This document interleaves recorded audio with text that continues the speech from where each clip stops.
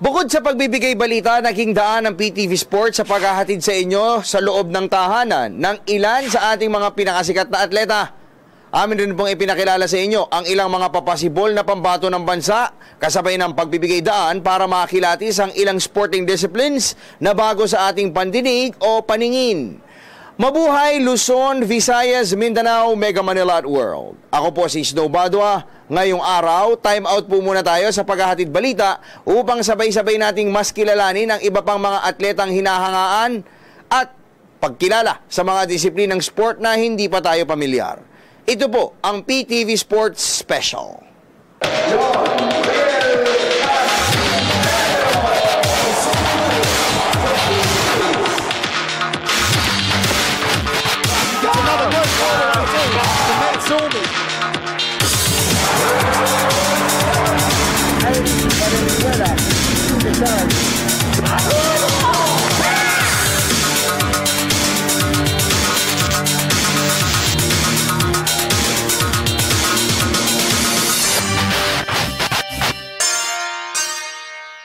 Mula sa pagiging isang exchange student ng San Beda Red Lions, napalapit sa puso ni Big Man Ola Adjogo ng mga Pilipino. Kaya naman, bukod sa pag-akap sa ating kultura, naging bihasa na rin po sa pagtatagalog ang Nigerian slotman.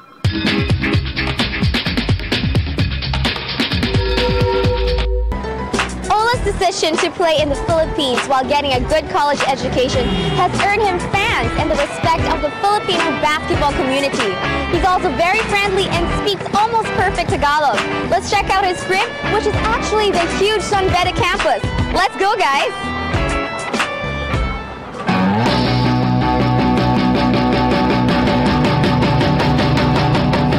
Hi, Ola! Hi! Hi! Kamusta? Kamusta ka? Okay Nice lang. place! Yeah. Kamusta kayo? We're good! Sige, welcome to Lion Den. Yes. Let's go!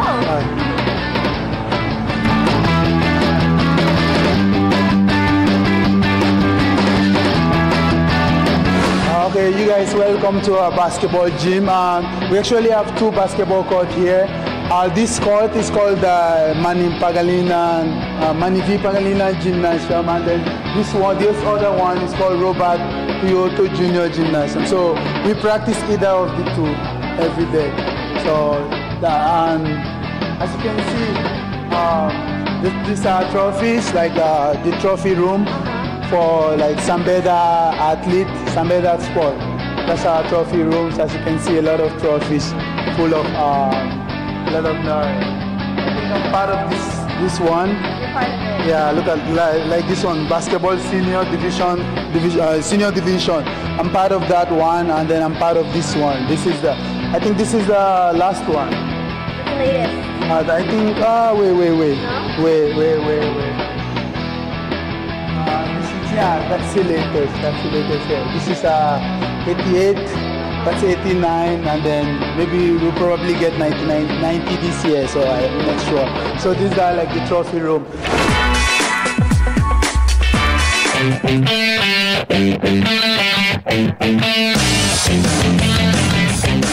This is our quarters. This is the room, and hindi pwede tayo magpasok sa Lion Den. That's secret natin yan.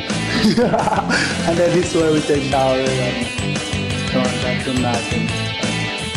Edit mo yan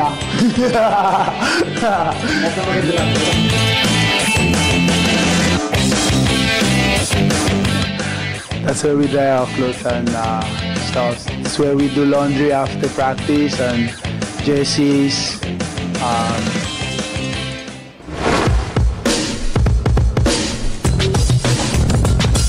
We're going into the Abbey right now. The Abbey is like the chapel of the school. That's where the students go pray. Sometimes we have like a mass there. We have a class mass. Sometimes our team have mass here, like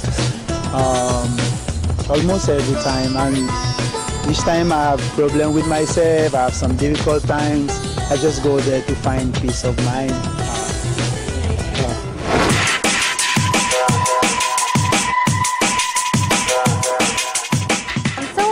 What is it like to live in the school campus?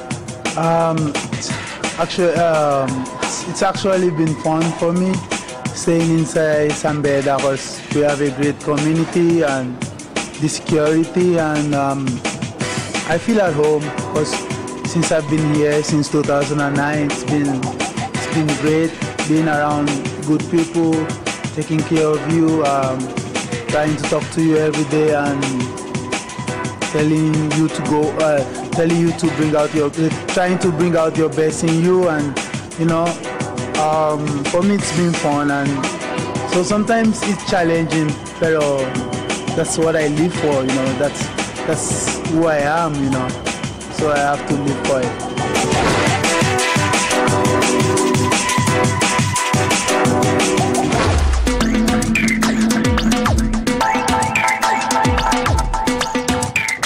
For me, I don't have any secret. I just try to work hard every time.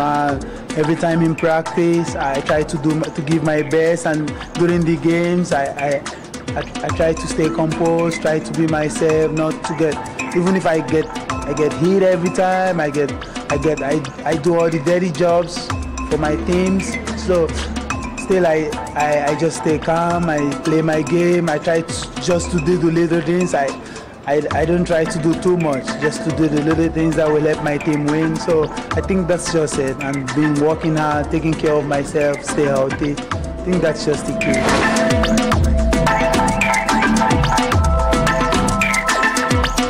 Welcome to Tagalog Time with Ola Ajogan. Alright, so he'll be answering a few slumbook questions from me. Alright, so Ola, handa ka na ba? Let's test, okay? Mahirap yung Tagalog. Mahirap? Kaya mo naman, ang galing-galing mo eh. Paki-describe ang iyong sarili. Si Ola, isang matangkad, may team yung color niya, basketball player ako, saka student rin ako, student athlete ako ang San Beda, saka mabait ako, saka siyempre pogi. Oh na! Alright, Sis Ola, ano ang pag-ibig para sa'yo? Complicated yan Di ko alam. Well, love, pag-ibig, masaya. Kaya ang pag-ibig ay parang pera kasi mahal. Joke lang. Nice one. Joke lang. Pero for me, love is grabe. Hirap yan. Mahirap talaga. Complicated. Thank you so much, Ola. Nag-enjoy ako sa ating Tagalog time. I hope you guys enjoyed it too. And thank you for letting us get to know you better and sharing your lovely home with us. Thank you. Alright, thank you. Sa kanyang pananatili sa Pilipinas, masasabing dalawa na ang bandila na nasa puso ni Ola. Pero napapag-usapan po natin ang salitang bandila o flag sa English. Alam niyo ba na may sport na kung tawagin ay flag football? Try ko ha. Ganun yun, nakukuha mo yung basic. Hindi maikakaila na mabilis inakap ng mga Pinoy ang mundo ng football. Sa katunayan, ito ay isa sa mga bagong sport sa bansa na bentang-benta sa atin. Pero alam niyo ba na may iba't ibang klase ng football? Ngayong hapon, nandito ako ngayon sa UP Diliman Oval kasama ang Philippine Flag Football League para alamin natin ang mundo ng sport na ito. Tara!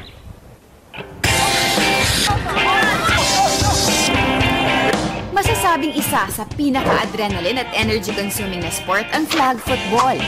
Nagsimula bilang katuwaang laro sa US military noong World War I.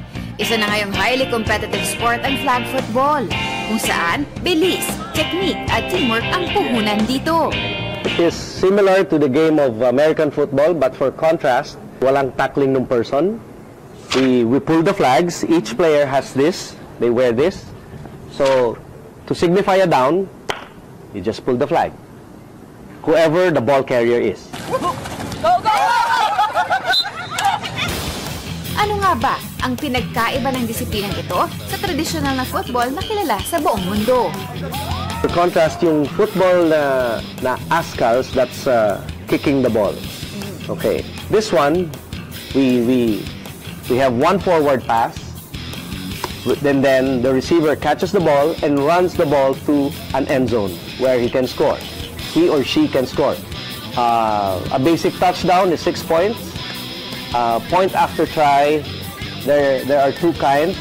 There's 1 point at 5 yards, then another at 12 yards for 2 points.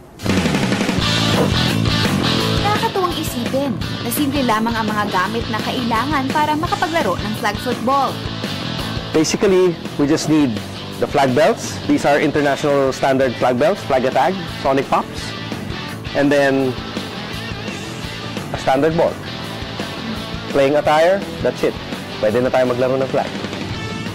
Pero syempre, ang pinaka-importante sa lahat, dapat malaman natin ang scoring system sa sport. There are two ways to score. You can either catch the ball inside the end zone. In catching the ball inside the end zone, you have to have 2 feet on the ground, not hitting the line for it to be considered a score.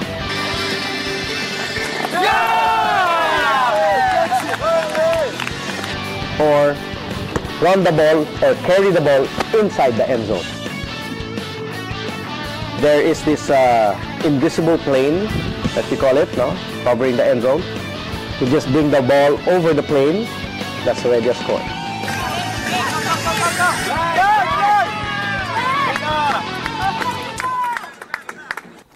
Ano naman ang mga alituntunin sa sport na ito? Sa flag football, there is no contact. If meron man, it's inadvertent, hindi sadya.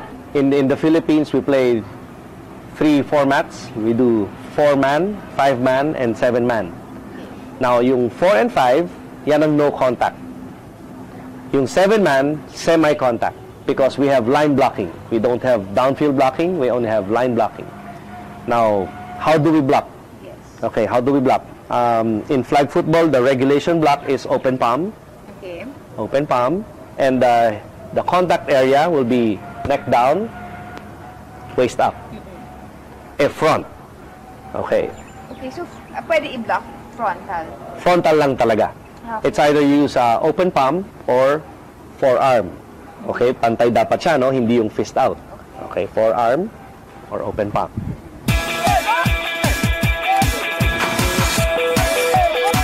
At ang nakakatuwa pa dito, magkahalo ang lalaki at babae sa flag football. Apparently, it's only in the Philippines that we play co-ed. Co-ed format, no? Ang mga kasama natin dyan sa community sa Southeast Asia, they play level divisions, meaning all male, all female. Actually, Japan lang ata and Thailand ang merong babae. Oo. So, yung Indonesia, Malaysia, Singapore, wala. Set! Hut! At dahil sobrang naengganyo ako sa aking mga natuklasan, excited ako to show off my skill and competitiveness in flag football. Pero syempre, bago ako sumali sa grupo ni Coach Paul, tinuruan muna niya ako ng basics. Let's start with basic catching. Ang forma natin ng kamay is a basket. Okay. A basket. Okay. Now, yung point na to should go, let me see the basket, should go inside the basket. So, dapat. Ganyan. Okay? Slightly bent, slightly forward, para merong, ano yan, area for give. Diba? So, practice natin, protect the face, ang basic natin. Yan. Oh, protect the face. Good. Alaksan ko ng konti. Yun. Oh. Magpipikit ha. Yan lang mahalaga. Yan ang okay sa'yo. Yung iba pumipikit eh. Huwag kang pipikit. Tignan mo lang yung bola all the way. Hanggang sa loob ng kamay mo when it goes to your hand. From my hand to your hand, titignan mo yung bola. Good. Ang susunod na itinuro naman sa akin ni Coach Paul ay ang pag-catch ng bola sa left and right habang tumatakbo. You catching the ball while running. Pero hindi ka muna tatakbo. So meaning, basic stance, basket. Then, hips mo, point sa right, kasama yung paa. And then yung basket, dali mo sa baba. Okay, gagawin yan. Oo, so, yung hips mo, doon mo iharap. Yan. So, parang tumatakbo ka na. Diba? I'll be here, diba? So, yung basket from here, gawin mo yung basket. Lipat mo dun yung basket. Yan. So, yung bato ko ng bola ngayon will be On the side. dito. Okay? Okay. Ayos. One more, ha? Oh. Lipat tayo sa left. Good. At heto naman ang cradle catch. Cradle. No? Because sometimes, a quarterback will see na meron ka ng bantay sa likod. So, ibabato niya ng mababa para hindi mabat nung defense. So, how do you catch yung balls na mababa? You kneel down. Tapos ganyan yung kamay. No? Pagkasalo, tak agad. Okay, why do we kneel down? Because if you just bend down, yung kamay mo ganun naman. So, pag pumunta yung bola dito, malalaglag. Oo, so ikaw. No, pag nalaglag, bitaw. Wala na. Ano siya? Dead ball. Okay? So, again, Tuck. Good. Again. Good. Tuck. Yan. Okay, challenge naman ako ni Coach. Nasubukan ng combination ng mga catches. I'm ready! Good. Right side. Good. Left side. Yes. Cradle. Yun. Nice, nice, nice. Nako, it's time for a more difficult training. Pinagawa naman sa akin ang simulation of catching while running. Okay, ito yung key sa running, no, sa game.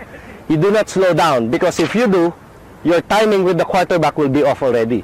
If you slow down, dadaan yung bola sa harap mo. If you go fast within the distance, may iwan naman yung bola.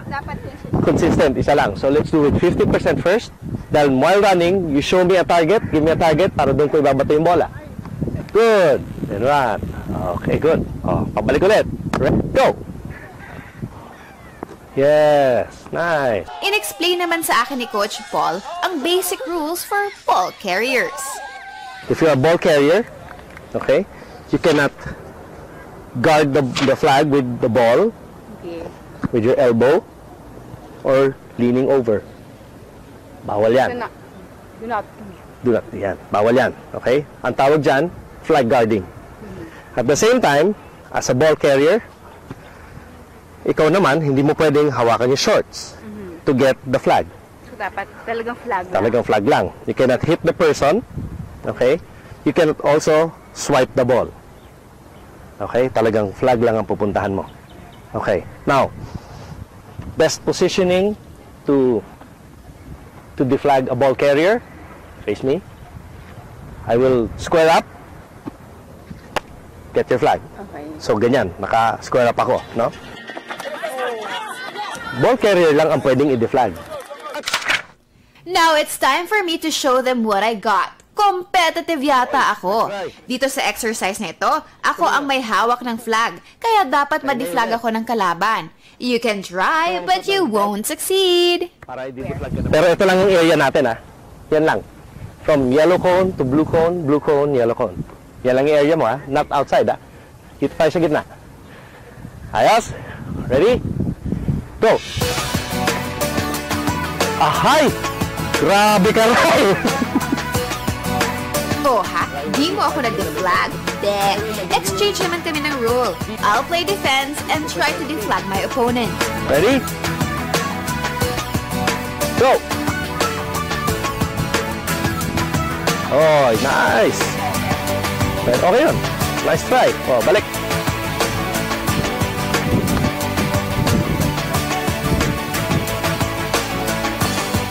Yes, nice, nice, nice. I got you! Yay! Success! At dahil fast learner ako, handa na akong makipag-training kasama ang mga estudyante ni Coach Paul.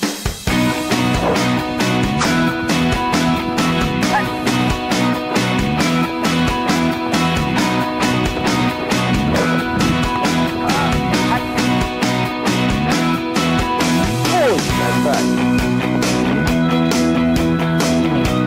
Good. Set, go. Yes.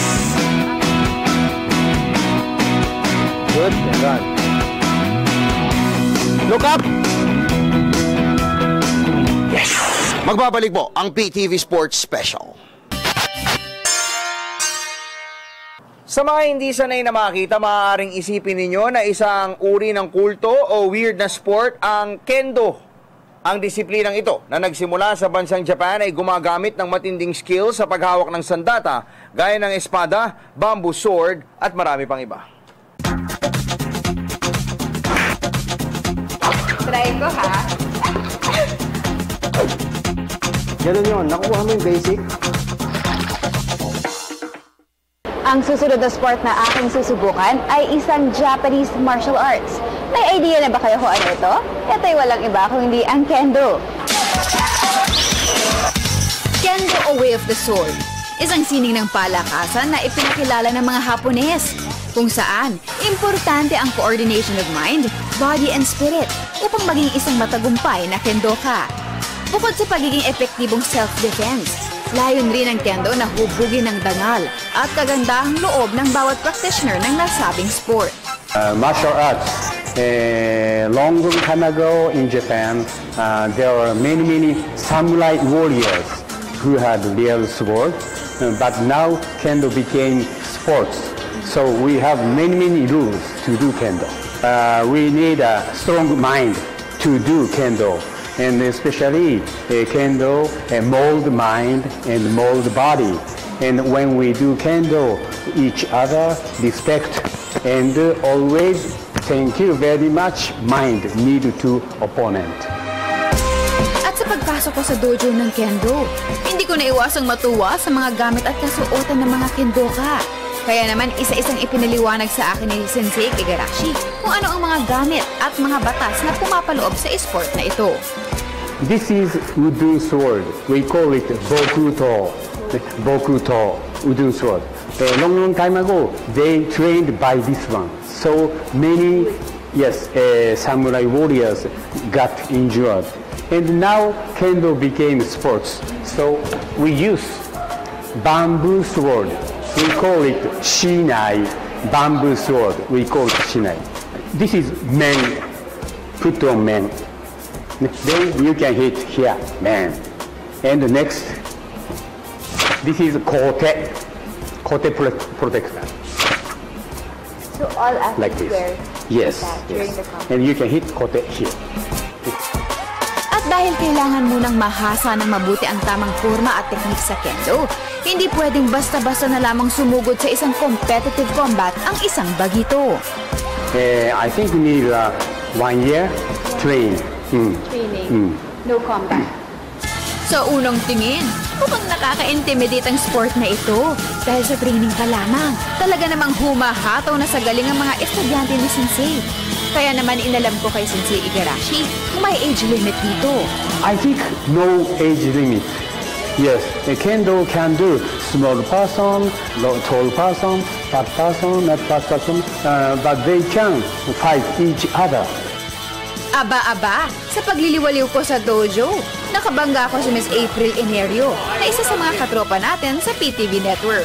When I was looking for videos, parang napaka-simple lang. Parang ang dali-dali lang ng sports well compared to taekwondo. Parang as you advance, parang nagiging complicated yung movements. Well, dito parang 4 na movements lang yung dapat mong i-master. So, I thought it was so easy but it's very challenging. In here, it's a total body workout and hindi siya paulit-ulit. Well, the basics are paulit-ulit, pero the way you do it is nag-iiba.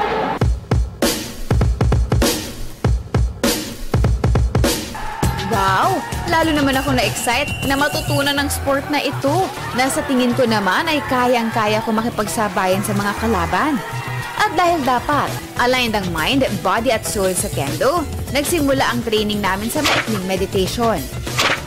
Sumunod na dito ang pagbow na sumisimbolo ng pagre-respeto sa dojo, sensei at bawat kendoka.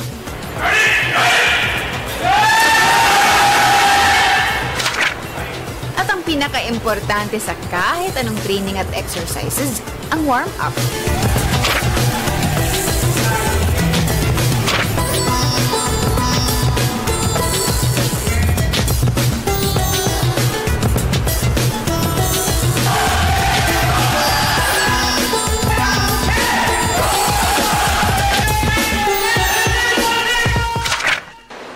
humawak ng sandata, kailangan mo ng tama ang footwork.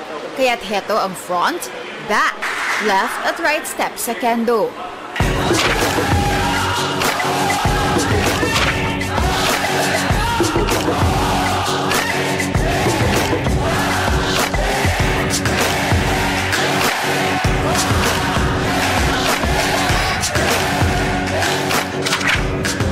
Dahil gumagamit ng sword ang sport na ito, tinuruan kami ni Sensei ng tamang paghawak ng wooden sword, kasabay ng tamang movements.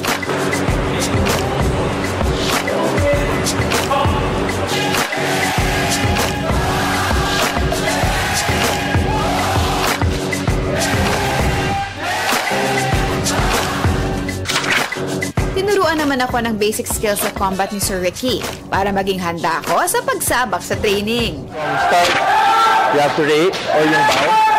So 45 degrees, but you have to look on your opponent. So hindi siya pwedeng you're looking down. Ito naman ang tamang paghugot ng espada. At syempre, ang tamang tindig. So the next command is samaite or draw your sword. So draw your sword, going up. Same thing. Line or the tsuru is facing upwards. Kasi, ito. Kasi ito yung representation ng non-cutting edge. So, if you cut opponent sa kabilang side.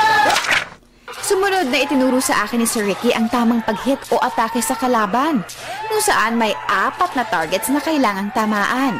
For offense, pwede rin siyang, pag mag-step yung kalaban, step in. Pwede akong mag-hit. Kasi, in kendo, parang sa etiquette, everything sa center line. Sobrang importante ng center line. When you attack, dapat Center pa rin. Hindi siya pwedeng, it has to be always center. Kasi pag, if ever mag-attack ako ng wild na hit do, kunwari, attack akong wild ko yan, pwede ako maunahan agad. Unlike, kunwari, if I go in, tapos makikita ko siya kunwari mag-hit sa torso part, pwede ko siyang ibaba lang ulit. So, mas madali. So, for basic hitting, we have 4 targets sa kendo kasi. 4 targets. We have the men, or yung forehead portion, ito. The kote, or yung forearm, ito. Everything is 1 point. So, ang ano yung sa kendo is, unang maka 2 points.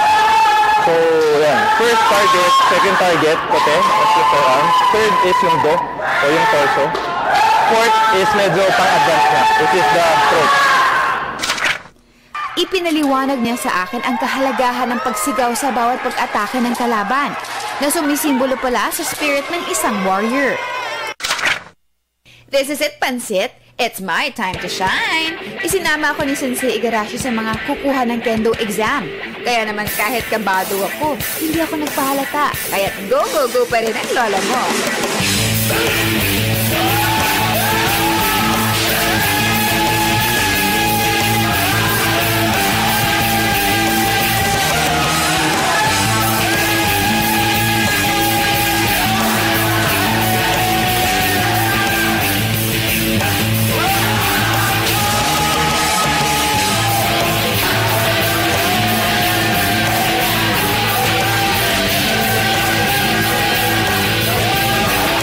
Feeling of strength, peace, at sense of fulfillment, iyan ang aking naramdaman pagkatapos ng immersion sa sport na kendo. Sa nakalipas na 2 taon, tila hindi mapipigilan ang pamamayagpag ng popularidad ng volleyball sa bansa.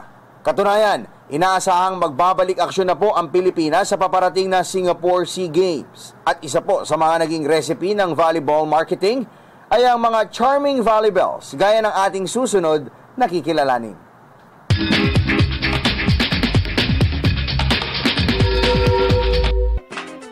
Women's volleyball is fast gaining popularity in the Philippines, and fans are flocking to watch the UAP volleyball games. This talented volleyball played for the Makati Science High School, passed the brain-racking UP College admission test, tried out and got in the UP women's volleyball team. She won the Best Blocker Award in an intercollegiate tournament in Baguio, became a finals MVP in the Ateneo Open, and now on her sophomore year, she is making waves as the queen blocker. Let's visit the crib of the reigning Best Blocker in the UAP Season 76, Kathy Bersola.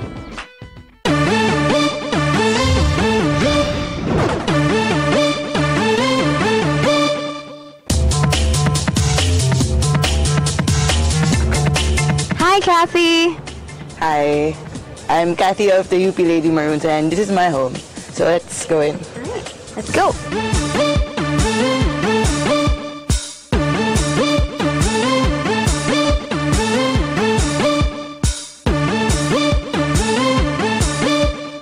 So now we're in my house, so let me show you around. And here you can see our living room. So back in high school, when I have friends over, we'd play Guitar Hero, and because that's my favorite video game since grade school. Then on Sundays, my mom and I like watching movies together because that's the night before I go back to the dorm.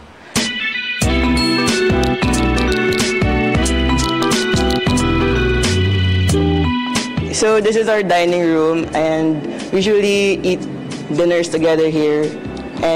But now in college, we barely do that because yeah, I only spend weekends here, and sad. Joke lang. Do you miss it? Yes, I really miss our complete family dinners. But now we're not complete because my sister is in the US. So we never get to have complete family dinners anymore. But still fine.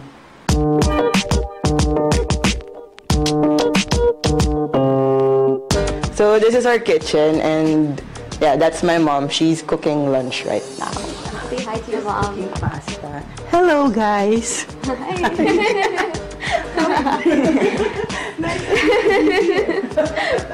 So what about you, Kathy? Do you cook? I just bake when I have nothing to do. I really love chocolate and brownies, so yeah, favorite oven and stuff. So over here we have my dad's mini bar. Yeah. Lots of wine from birthday gifts back when my dad turned 50. Ha, I just told your age. But I don't drink, guys, I don't drink.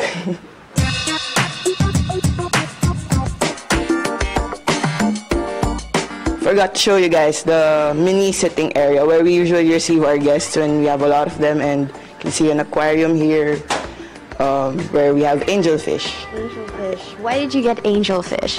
I really don't know. But you get to feed them too sometimes. But back when I was a kid, but now I don't. It's not my chore anymore. Not anymore.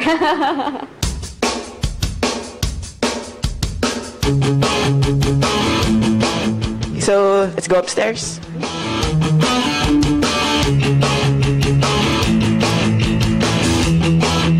So this is our family room. This is where we usually watch UAAP games on this TV. And you can see here trophies and medals. Some are mine, some are my brothers and my parents. So that's my grade school graduation picture. Oh, cute. I was fat back then.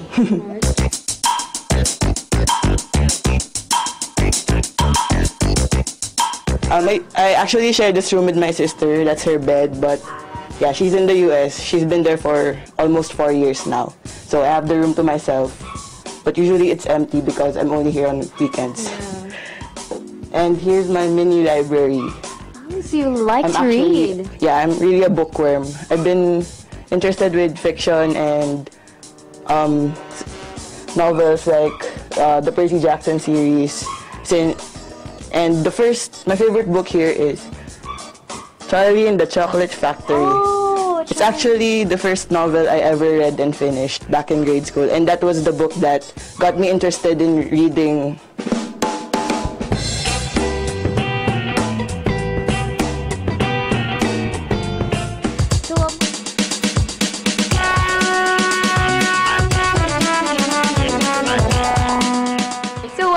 How did you start playing volleyball?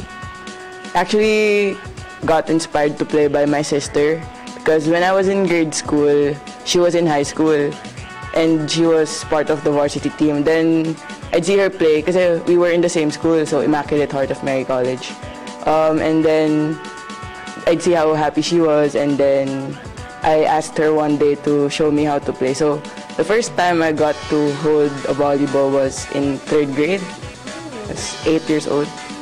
So all I could do then was volley. She inspired me and she helped me learn. So in 5th grade and in 6th grade, I played, I trained with the varsity team in our school. And from then, I guess it went all uphill, I hope.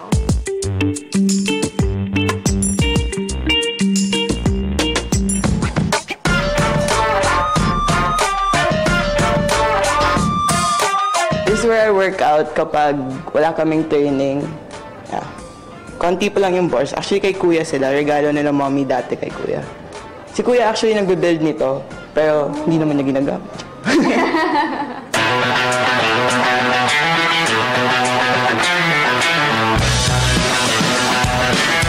So ito yung music room namin. Kasi my dad's a music lover. He has a band and I used to have a band. Hindi naman used kasi na ako nag-disband, pero ayun, back in high school, we'd spend Saturdays here practicing and just jamming. But now in college, we don't have the time. Tsaka hiwa-hiwalay na rin kami.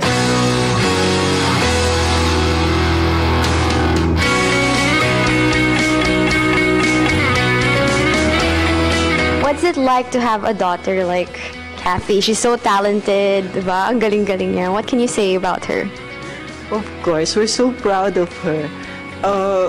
It's really very, very...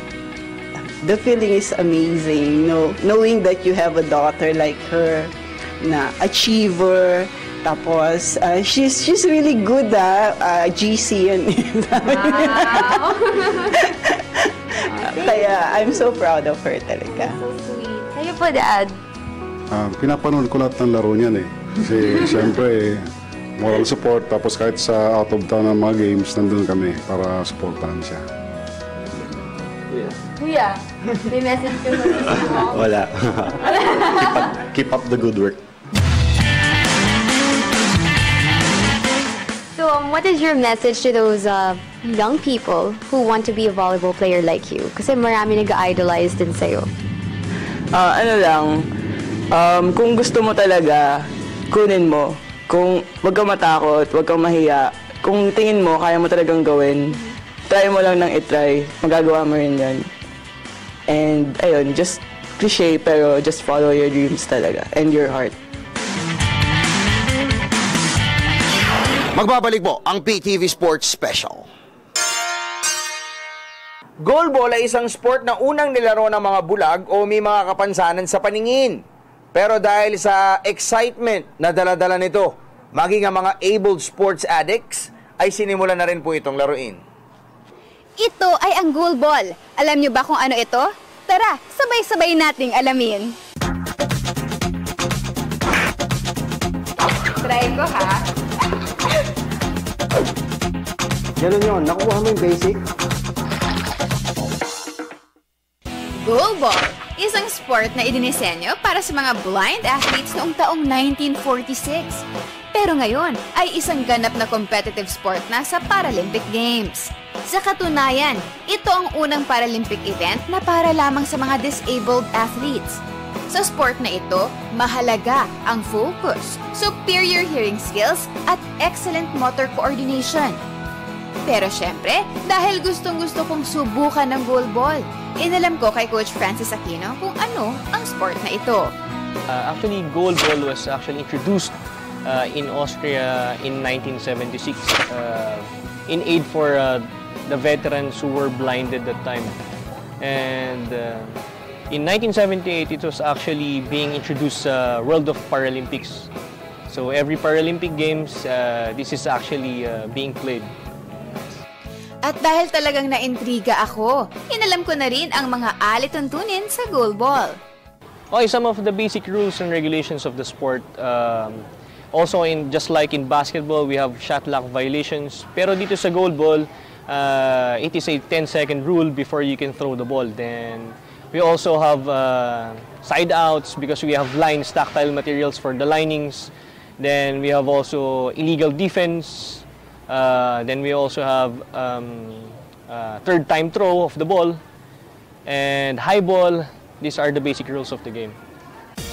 At syempre, importanteng malaman natin ang scoring system sa goal ball. It's easy. The most number of points that you can throw and the most number of points that you can outscore your opponents, that team will win. Isa sa mga paborito ko sa goal ball ay ang kakaibang equipments na ginagamit sa laro. For goal ball, we have a modified goal area. It is actually 18 by 9 meters. It is made up of pure metal and with slight modifications kasi we put some paddings so that the visually impaired athletes would not be it would not be a hazard for them. In terms of playing, the ball is again 1.25 kilograms in weight, and they also have eye shades, knee pads, elbow pads, groin pads, etc. At dahil namangha ako sa level of skills sa mga goal ball players, inalam ko na rin ang skills at techniques na kailangan dito. Just like any athlete, you also need lateral movements, the agility, the strength training also.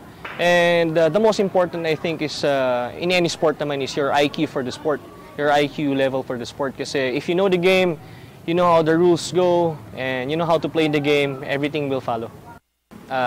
Sense of hearing is very good. Kasi they only rely on their sense of hearing in playing goal ball. Because they are blindfolded as well, even if they are totally blind players. And the only thing that you can hear is the audible ball, which has bells on its, which has bells inside. Highly physical and demanding ang sport na goal ball, kaya importanteng sumailalim sa dibdibang strengthening at conditioning program ang mga atleta. Of course, you need to be hands-on. For example, in training them, you need to lend them the tactile materials, let them bend to touch the markings, in order for them to familiarize and do some lateral movements to go through it. Then some throwing of the ball because the ball is weighs about 1.25 kilograms. So that's kind of heavy in terms of its weight. Aba, nakakatuwang isipin na maraming benepisyo pang pisikal, mental at spiritual ang nakukuha sa paglalaro ng goal ball. Mentally, napansin ko, these players or these visually impaired athletes who play goal ball, they have a strong spirit of competitiveness. Then aside from that, siguro physically, syempre given the food that they eat, every day we train early in the morning, so physically they are well fit. And again, not only that, kasi I train the players holistically, so we also include devotion in the morning. So we have spiritual sessions in the morning before we try to play goal ball. At dahil gustong-gusto kong intindihin ang mundo ng goal ball, ipinakita sa akin ang itsura ng bolang ginagamit sa sport. Okay, first we have this 1.25 kilogram audible ball, which is bells inside. So we use it specifically for visually impaired kids for them to hear yung roll ng ball. Coach, kaya may holes siya para may narinig nila yung bell. Yeah. There are some holes specified in the air so that the bells would be push it inside. At syempre, ipinakita rin ng court. We have this 18 by 9 meter goal area. So 9 meters yung lawak ng court. So if you try to imagine, it's like you have only 3 players inside and you have a very big chance of scoring. Bukod pa rito, ipinaliwanag rin sa akin ang iba't ibang klase ng throws at una na nga dito, ang basic throw. What I recommend them to do is, since you cannot see and you cannot even, you don't know where the direction of the ball will go, so I advise them to first step back forward or even touch the 1.5 markings in the floor. There is a 1.5 marking here in the floor on the right side, which is called the right winger. So tatouch nila, hawakan muna nila, then if you're, pag komportable sila, they can throw it with a fastball. Fastball means just swing your hand towards your back, swing as far as you can, then you try to throw the ball, just like doing bowling. Paano naman ang mas advanced na throw? Some of them would try to cling on the metal, and then they would push back as far as the metal can go. Then they would spin, and they would throw the ball. Because it's a combination of what you call this fast ball and a spin ball. Kasi when they throw, they spin, they try to spin the ball. So it's a combination of strength and technique as well. Wow, mukhang challenging yun ha. Sunod na ipinakita sa akin ang spinning technique. Yeah, they actually can do spin techniques. They do it from the side, then they try to do a spin to go on the diagonal side. So kasi it's kind of deceiving when you try to throw a spin ball. Kasi you thought that the ball is going straight on the other side, but it's actually spinning on the right side. Got it! Yay! Let's do naman the side throw. Limited players can only do this technique kasi when you're positioned here at the edge of the on the right side, some of the players can throw the ball straight without making the ball a curve. So they can straight it. Kasi bihira yung dumidepensa, pag especially Filipino players are very small, they cannot, what do you call this, hindi nila kayang punan yung lahat. Since there are only 3 players. So most of the time, ang naiiwang available na bakanting slot is the sides. So if you can throw a fast ball here and directly towards the other end, it's a sure ball. Talaga po. Yeah. Hindi ba, Coach, pag nandito sa position, medyo delikado rin kasi pwede kang, mabilis lang siyang mag-outside. Yeah, it's prone sa outside. That's why we train a lot to strengthen their arms. Kasi it's the only way we can throw a very fast ball without curving the ball. Tapos, tinuruan naman ako ni Coach Francis ng defense tactics. Sa defense naman, aside sa offense naman, sa defense naman, we rely on their sense of hearing and their lateral movements. And of course, their teamwork. Kasi if one player among the 3 players have a mental lapse or a hearing lapse of the incoming ball, it would compensate. The 2 would compensate for the other player. So what I advise is that all of them should work. Wow! Napapanood ko pa lamang po yung video na yan. Parang gusto ko na rin pong subukan.